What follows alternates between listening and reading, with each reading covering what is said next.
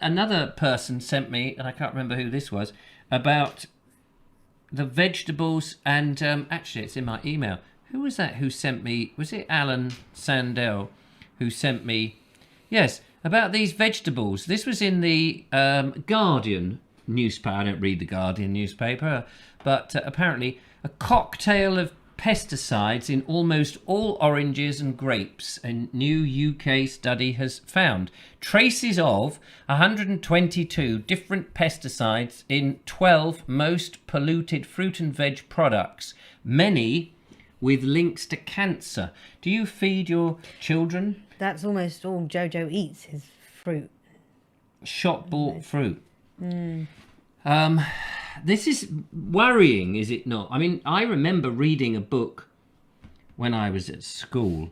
I've read books ever since. But in recent times, I read a book which I'm just desperately trying to... We Want Real Food, I think it was called, by the bloke who used to advise the Archers, whose name now... Graham Harvey.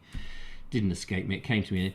Fantastic book, which warned people in the early 1990s, I think this was published, that there was too many pesticides, fungicides, insecticides, cyanides and other nasty things that have been put on the crops in order to make them grow, make them insect resistant and get them to harvest quickly and on time in huge numbers. And of course, in the food chain, people said, oh, it doesn't really matter.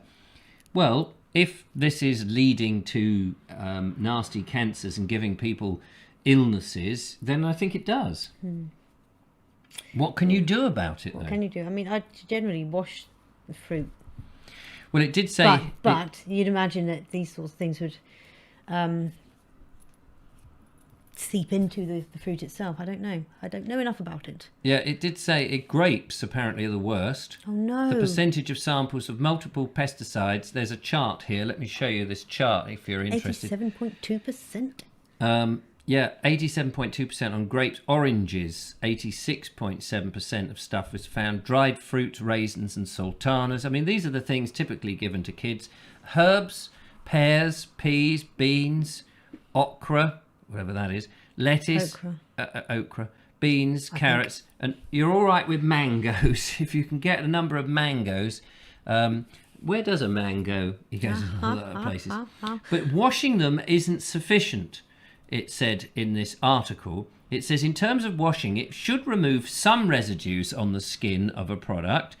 Often will only be fungicides used to prevent rotting during the storage and transportation. However, many modern pesticides are what are called systemic, which means that they are absorbed into the plant and distributed throughout its tissues, resulting in fruits or flowers, any fruits or flowers. As a result, pesticide residues are often contained within the body of the product itself, and therefore washing the surface won't remove them. That's what I thought. And that's what I feared. That is a bit of a worrying situation. I mean, comments are suggesting buying organic and buying from farm shop. At the moment, I can afford to, you know. And you buy what you can afford, don't you? You buy. Unfortunately, you're forced into a certain direction. Yes, I mean it's. I know I've spoken about this before, and I did have a veg box from Rutherford's. Is it Rutherford's? I'm thinking of Margaret Rutherford then. Riverford. And I did search out during the pandemic whether there was a service round here, and the ones are all booked up because everybody wanted to get their stuff. You know, they didn't trust the supermarket. Well, they didn't want to go into the supermarkets in case they rubbed shoulders with anybody carrying a virus. But at the same time, I think this is worse. In my mind, this is worse than the pandemic that we've had recently, because this is what's just going on day in, day out, and you're accruing these poisons over time. And can your body cope and get rid of them?